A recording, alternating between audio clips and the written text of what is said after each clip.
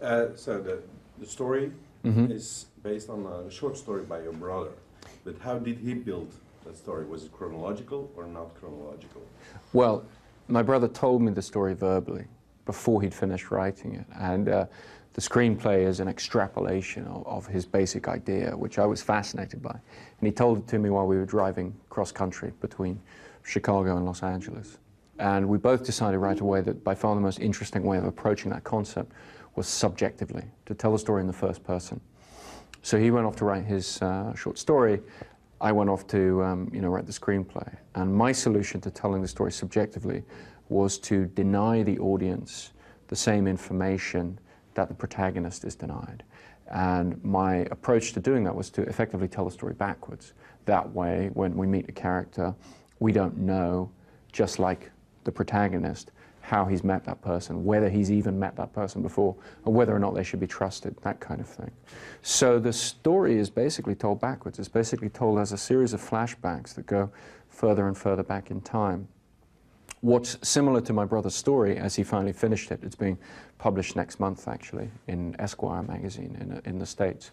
And the similarity in structure is that both the film and the short story deal with repetition and internal echoes. And also, they both alternate between the objective and the subjective.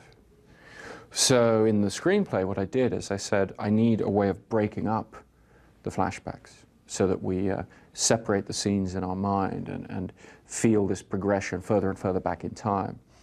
So what I did is I alternated between these color sequences that are intensely subjective. Everything in the color sequences is from Leonard's point of view. We're always in his head, at least to begin with. We alternate with these black and white sequences that, at least to begin with, are objective. They're presented a little bit more in a filmy way. It's black and white, it's grainy. The shots are sometimes overhead, a little bit more distance. It's a more objective view. We don't hear the voice at the other end of the telephone. We're not really in his head.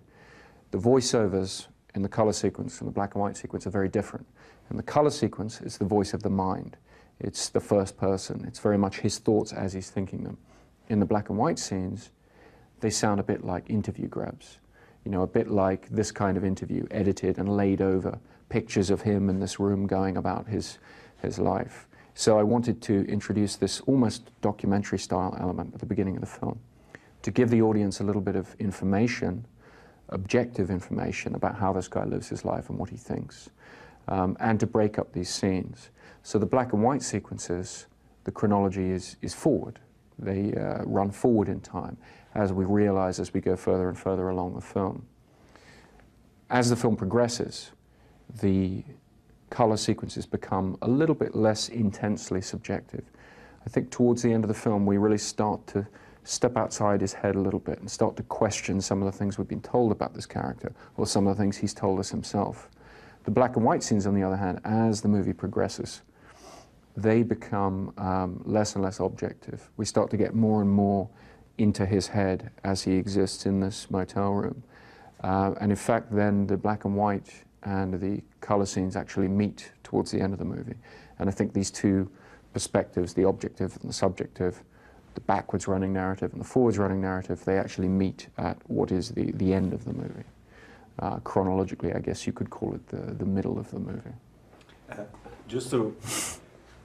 Can you draw the line between the black and white scenes and the... No, Sure. if you just put it like, okay, you've got these, let's say the classic 3 acts, and then you have the color, and then a line for the black and white, and then the flashbacks and All right, let's have a go. Okay. It's confusing because I don't think pictorially, diagrammatically.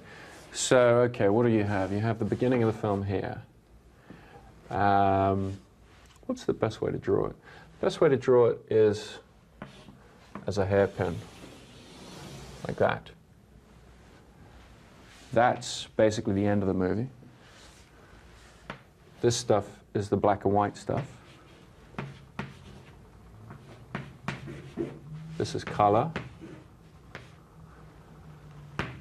And this is running backwards as a series of jumps. And what we do is we cut between the two the whole way through.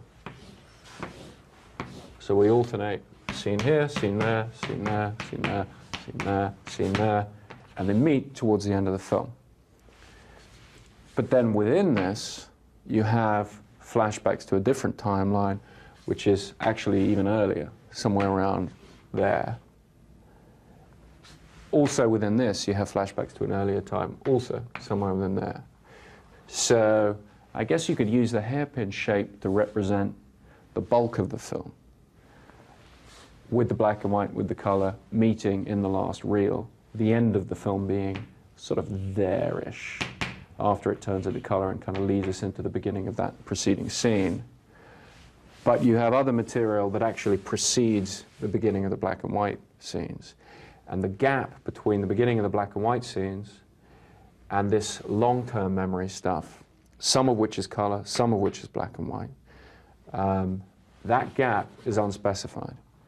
The lead character, because of his particular condition, he can never know how long that's been. He's cut loose in time, effectively. So we never wanted to specify for the audience. We imply a length of time to it, because it's the time in which he's had these tattoos put on, he's been living this life, and so forth. So that gap, to me, is where the most interesting ambiguity of the film is, at the end. You know, we never wanted to step fully outside his head and, you know, specify too many of these things in terms of an objective reality. Because to me, one of the interesting things about the film and what we were trying to do is essentially present an idea of the tension between our subjective view of the world, the subjective way in which we have to experience life, and then our faith in an objective reality beyond that.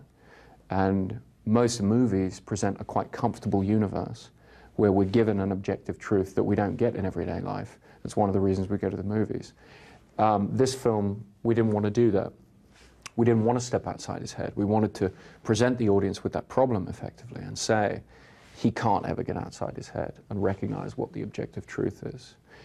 So I think the audience at the end of the film is left to make certain of the same judgments that he is. They're invited to believe or disbelieve certain elements of what is supposed to have happened in his life, much as he is. And I think the way that we try and focus on this end of the film and making that as extreme as possible is by taking this subjective view and this objective view and effectively having them meet at the end, so that what we achieve is still subjective, but with enough objective information built into it that we start to question the point of view that we've been given for the whole film. So that's about it. But film is written, of course, if you have the flashbacks and the story. Where do you choose the moment to build it in your in this hairpin structure? Well, within the hairpin structure, we have different elements of his past life that we want to introduce. And the way we divided them is that certain of them are presented in black and white, and those are the ones that relate to a parallel story that runs parallel to his life, but it's the story of another character who has the same condition. And that is all presented chronologically and cuts into the black and white scenes, not into the color scenes. The memories of his longer term life, his own life, the life within his own head, therefore also to me, you know, the subjective experience, these sort of memories of his wife, these images of his wife, are all shot in color and are all presented in the color sequences, not in the black and white sequences. So we keep those separate. But as you may have noticed towards the end of the movie, there is a certain amount of joining of these images and confusion of these images. And some of the things we've only seen in color are presented in black and white and vice versa. So certainly, once again, we're trying to basically merge the subjective and the objective, the memory versus the sort of narrative that he has in his head of this other character. So the other thing we wind up doing in the end in terms of the way in which we mix images and reinterpret images is to suggest the complex relationship between imagination and memory. And we see him towards the end. We present certain images that we've seen from his past life within a different context. And in a different context, they have a slightly different meaning. And I think the suggestion there is that he, like all of us, is able to manipulate the meanings of certain memories or manipulate his own interpretations of certain memories according to his present circumstance. Could you say that every time you interrupt the movie for a black and white scene, that the color parts are scenes, complete scenes, separated? Yes. The way in which we cut between these two things is we'll take a color scene, and then we'll cut to a black and white scene that's shorter in length, and then we come back to the color scene, and we basically, as these are going essentially backwards in time, we're sort of leapfrogging, and we wind up repeating the beginning of a scene at the end of another scene, and vice versa. And in that way, we use repetitions of certain parts of scenes to clue the audience into where they are chronologically. So essentially what we're always doing is we're beginning every scene with something of a cliffhanger, something of an unusual situation or a memorable image. And then in a later scene, we're explaining how that situation has been arrived at. And that's the rhythm of the film over the entire course of the movie. So it's in a way taking a familiar cinematic rhythm, you know, the rhythm of the cliffhanger or the question and then the answer, and it's presenting that as an alternating rhythm the whole way through the film. And the black and white, and let's say the black and white parts, if you put them together, can you say this is a sequence, one sequence? Yeah, the black and white stuff is all derived from a forward-running sequence. So if you take these individual black and white scenes, they run forwards. If you stick them together, they actually overlap in the same way that the backwards scenes overlap. It's not quite so obvious when you're watching the movie, but you know, it begins with him sort of shaving his thigh and answering the phone and everything, and in fact, these actions overlap. So there is a suggestion that in fact, and it is the case, that you can stick all these scenes together and achieve one sort of long scene effectively. And that episodic structure was one that I wanted to employ because the overlapping flashbacks of the color sequences, it's a very complex structure.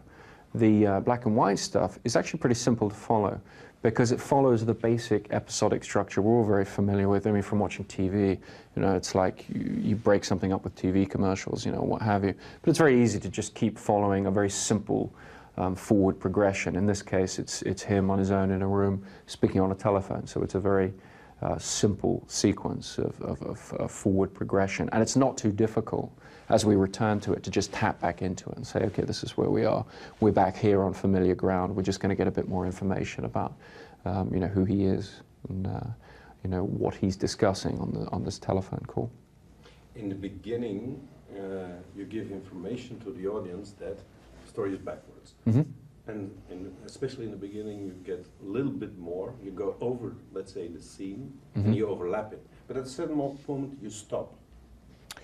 But, yes. But when? But the thing is when, because how do you know that the audience will get it at that time? Well, the overlaps become shorter as the film progresses because the audience, the assumption is, and it seems to work, that the audience gets into the kind of rhythm. They begin to understand that the structure is backwards. We in fact begin the film with a literally backwards scene at the head. I mean, we're literally running reverse action. The rest of the film is forward action, but in a series of backward steps. It's kind of, you know, one step forward, two steps back the whole way through. But at a certain point, those repetitions are able to be a little bit shorter because the audience is in the rhythm. And then there is a point at which, in certain scenes, we actually don't achieve the same repetition. We actually make an elision, you know, we make a complete jump. The same way in a conventional movie, they will do that. You know, when you reach a point where two scenes so obviously connect chronologically, so you don't have to explain the chronological relationship. So there's a point sort of, midway through the film where we begin to do that a little bit. But then we come back to the repetitions because some of the repetitions later in the film, I think, are important for their own sake. Not just for explaining to the audience where we are, but also for hammering home this notion that it's the context of a scene. It's the context within which a particular action happens. Like him, there's a point at which he's searching for a pen and he's trying to write something down and remember something and all the rest. And we see that once and we don't really understand it. And we see it again, it has a rather different meaning. So those repetitions start to take on a more substantial role, I think, in the narrative, other than just orienting us, in time.